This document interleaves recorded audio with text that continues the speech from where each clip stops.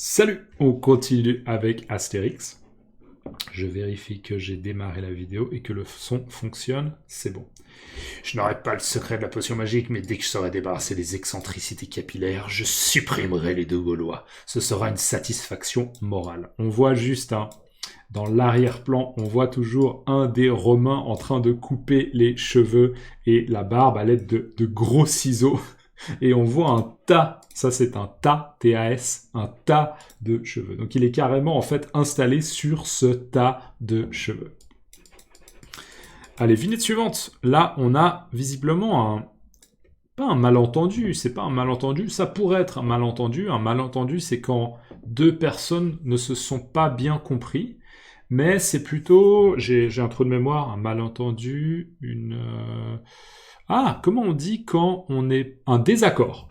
Il y a visiblement un désaccord entre Astérix et Panoramix. Et regardez, on le voit presque à l'expression du visage d'Astérix, qui est un petit peu l'expression du visage, mais aussi la communication non verbale. Il est un peu...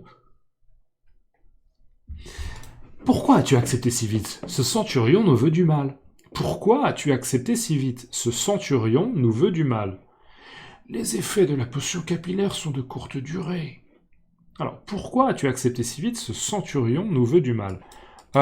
Le centurion, si je me souviens bien, c'est un peu le titre de Caius Bonus. Il est centurion.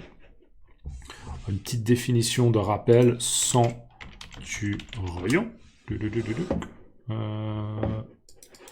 Centurion. Un centurion est un officier dans l'armée romaine qui commandait une centurie, un groupe de 80 à 100 soldats. Il était responsable de la discipline et des actions de ces hommes sur le champ de bataille. Donc en effet, le centurion, c'est bien Caius Bonus. C'est lui. Donc là, Astérix est en train de dire quoi? Il est en train de dire « Pourquoi tu as accepté aussi vite de préparer le contrepoison ?»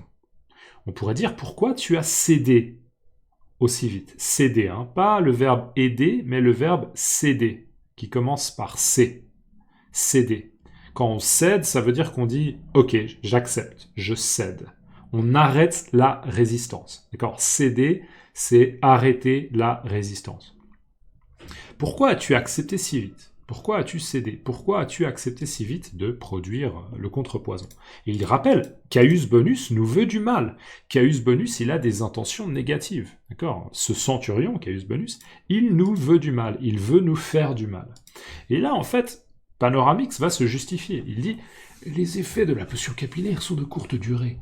Les effets, d'accord, les conséquences, l'effet qu'a la potion capillaire, ce qu'elle fait, c'est-à-dire le fait qu'elle fasse pousser les cheveux et la barbe à une vitesse complètement anormale, eh bien, ces effets, ils sont de courte durée. Donc la potion capillaire, la potion qui fait pousser les cheveux, encore une fois, capillaire, adjectif qui veut dire que c'est relatif aux cheveux.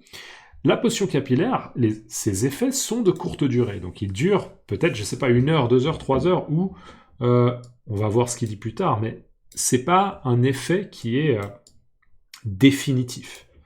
Et on voit là un gros plan sur Panoramix qui continue son raisonnement et sa justification, et il dit « Demain, il n'y paraîtra plus. Il faut penser à se sortir de là.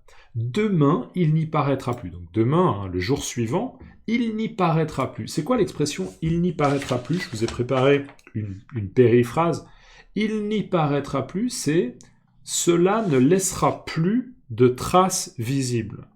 Ou bien « tout sera comme avant ». D'accord? Donc si vous dites « demain, il n'y paraîtra plus », ça veut dire que demain, on sera revenu à une situation normale. Donc dans ce contexte, ce que veut dire Panoramix, c'est que demain, le jour suivant, demain, il n'y aura plus d'effet et les cheveux et les moustaches, barbes des Romains arrêteront de pousser rapidement. Donc il n'y aura plus d'effet. Demain, il n'y paraîtra plus. Il faut penser à se sortir de là. Donc sa déduction, enfin c'est pas sa déduction, c'est le point suivant de son raisonnement, c'est que il faut anticiper l'étape suivante. Quel est le plan? Quelle est la stratégie? Demain, il n'y paraîtra plus. Il faut penser à se sortir de là. Se sortir de là, on se souvient que là, Panoramix et Astérix sont captifs. Ils sont prisonniers. Ils sont prisonniers. Ils sont captifs. Donc il faut trouver une stratégie pour se sortir de là. D'accord ? Imaginons qu'ils sont dans une prison. Comment ils vont sortir de la prison? Comment ils vont se sortir de là? Comment ils vont se libérer? Demain, il n'y paraîtra plus. Il faut penser à se sortir de là. Et là, on a visiblement des Romains, même si ils n'ont pas vraiment l'air de Romains, parce qu'on les voit avec des énormes barbes, et on sait que d'habitude les Romains sont glabres, petite révision, glabres, d'accord, ils sont vraiment bien rasés, glabres. Et là, on a un des Romains qui dit « Nous sommes prêts à vous escorter en forêt pour chercher les ingrédients du contrepoison. » Donc on a un Romain, un peu plus petit, mais aussi avec des cheveux très longs, une grosse barbe, un bouclier, une lance, et un autre qui est beaucoup plus grand avec une barbe noire, et également les cheveux longs, également une lance et un bouclier. Et donc celui-ci, le grand, là, dit « Nous sommes prêts à vous escorter en forêt pour chercher les ingrédients du contrepoison. » Donc en gros, eux, ils vont escorter Panoramix et Astérix, ils vont accompagner Panoramix et Astérix pour les protéger si quelque chose se passe. Mais c'est aussi, d'une certaine manière, pour vérifier qu'Astérix et Panoramix ne vont pas s'enfuir. Donc, finalement, escorter quelqu'un, ça peut être l'accompagner pour le protéger, mais aussi, dans certains contextes, ça peut être accompagner quelqu'un pour vérifier que la personne ne part pas, s'enfuit pas. Nous sommes prêts à vous escorter en forêt. On se souvient, en forêt, dans une forêt, il y a plein d'arbres, pour chercher les ingrédients de l'antidote, le contrepoison. Nous sommes prêts à vous escorter en forêt pour chercher les ingrédients du contrepoison. Et on va enchaîner avec la vignette suivante. Alors on va dézoomer un coup. Voilà, là on a une grande vignette, c'est assez grande. Donc vous voyez l'illustration et on va zoomer un peu sur le texte. On voit Panoramix tout à gauche, Astérix et les deux gardes romains qui sont visiblement en train de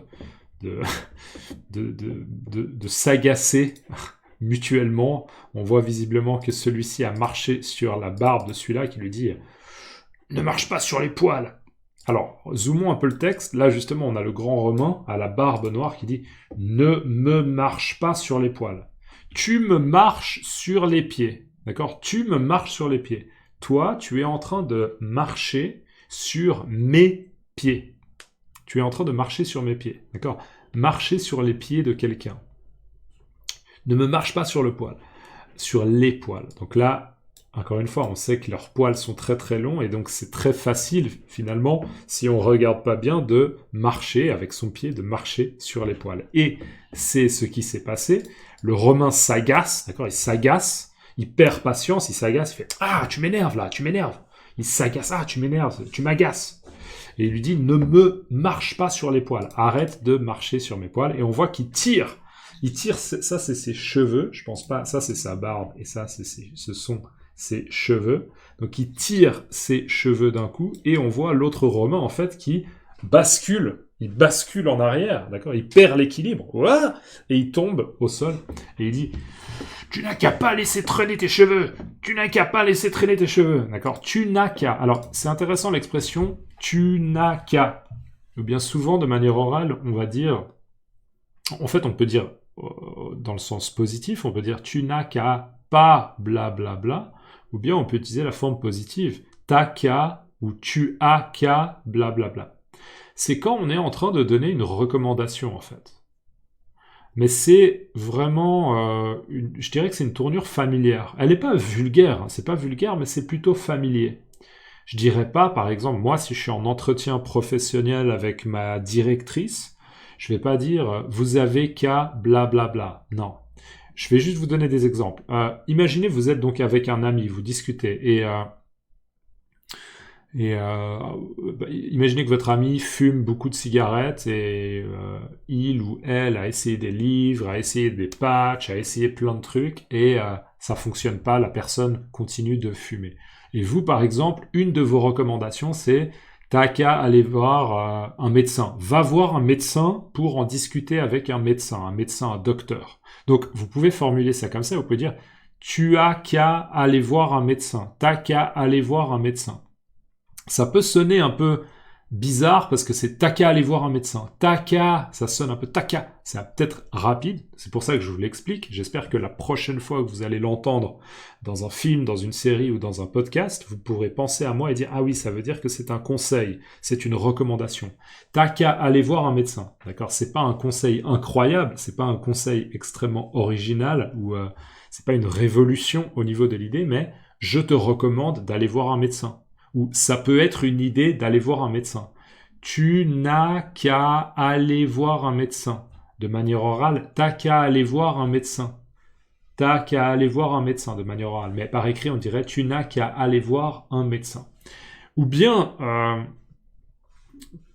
un autre exemple, vous avez trop de travail et à la base, vous êtes invité à une fête, mais vous avez trop de travail, vous avez des examens à l'université. Et là, un ami vous dit, tu n'as qu'à pas aller à la fête. Tu n'as qu'à pas aller à la fête et tu vas avoir 6 heures de plus pour réviser pour ton examen. Tu n'as qu'à pas aller à la fête. Donc là, le conseil, c'est de ne pas aller à la fête. Voilà. Donc là, il lui dit, mais c'est plus une défense, c'est de lui dire, tu n'as qu'à pas laisser traîner tes cheveux. Si tu veux, toi, que j'arrête de marcher sur tes cheveux, eh bien, ne laisse pas traîner tes cheveux. Je vous rappelle, quand on laisse traîner quelque chose, ça veut dire qu'on laisse quelque chose quelque part et c'est pas rangé, c'est pas structuré, d'accord? On laisse traîner. Imaginez si vous êtes... vous avez du mal à ranger les choses chez vous, d'accord? Chez vous, c'est le désordre, il y a des objets partout, c'est pas rangé, c'est peut-être parce que, justement, vous laissez traîner des objets partout. Vous ne rangez pas, laissez traîner. Littéralement, le fait de traîner, c'est ça. Là, je prends ma main et je la traîne, je traîne ma main sur mon bras, d'accord? Laissez traîner quelque chose, traîner. Tu n'as qu'à pas laisser traîner tes cheveux, d'accord? Donc c'est un peu, c'est pas ma responsabilité, c'est pas de ma faute, c'est à cause de toi parce que tu laisses traîner tes cheveux par terre. Mais retenez cette expression, tu n'as qu'à pas laisser ou tu n'as qu'à blablabla. Là, on a visiblement les deux Romains qui continuent un petit peu à se marcher les uns sur les autres et qui tombent. On voit, soit ils sont en train de se battre carrément, peut-être qu'ils sont en train de se battre, soit ils sont en train de se marcher sur les cheveux et sur la barbe et ils font des chutes. Donc on voit des petites étoiles qui nous font comprendre ça et on voit Panoramix qui visiblement parle à Astérix et qui lui dit « J'ai un plan, d'accord? J'ai une idée, j'ai une stratégie en tête, j'ai un plan. » Et Astérix, visiblement un peu rassuré, il est un peu rassuré. Avant, il était inquiet. Oh, je suis inquiet. Et là, il est, ok, je suis rassuré. Je suis rassuré. C'est bon. Maintenant, je suis plus inquiet. Et il dit, ce qu'il y a de bien avec nous, c'est qu'on est bourré d'idées. Ce qu'il y a de bien avec nous, c'est qu'on est bourré d'idées. Être bourré de quelque chose, littéralement, c'est pas, là, dans ce contexte, c'est pas en lien avec de l'alcool. Même si l'expression je suis bourré, d'accord, j'ai bu 7 litres de bière, je suis bourré, je suis ivre, je suis saoul. D'accord? Être bourré, littéralement, ça veut dire qu'on a bu une grande quantité d'alcool. Être bourré. Mais là, littéralement, c'est on est bourré d'idées, ça veut dire qu'on a une grande quantité d'idées. On a très facilement beaucoup d'idées. Et il dit, ce qu'il y a de bien avec nous, c'est qu'on est bourré d'idées. Donc, en gros, pour utiliser d'autres mots, ce que dit Astérix, c'est nous, on a cette qualité. On a très facilement des idées. On est des gens créatifs. On a très facilement des idées pour des stratégies, pour des plans, pour se sortir de situations difficiles. J'ai un plan. Ce qu'il y a de bien avec nous, c'est qu'on est bourré d'idées. Alors, dans les commentaires, mettez-moi « tu n'as qu'à ». Cette expression-là, tu n'as qu'à blablabla. Vous pouvez, si vous voulez, donner un conseil à d'autres gens dans les commentaires. Tu n'as qu'à blablabla, tu n'as qu'à. Et mettez-moi dans votre langue maternelle s'il y a une expression pour donner un conseil, pour donner une recommandation. Donc, dans votre langue maternelle. Et si vous pouvez l'inclure en français, c'est cool pour moi, parce que ça veut dire que si je vois votre commentaire au hasard, comme ça, dans 5 mois, eh ben, je vais pouvoir connecter, relier le fait que vous mettiez une expression dans votre langue maternelle à la signification française « tu n'as qu'à blablabla ». Et comme ça, je vais pouvoir continuer à réviser mon vocabulaire de manière un peu passive en regardant vos commentaires. Donc, merci d'avance si vous pouvez le faire, c'est cool. Tu n'as qu'à bla bla bla. N'oubliez pas de laisser un like si vous pouvez et on se voit dans la prochaine. À plus. Ciao.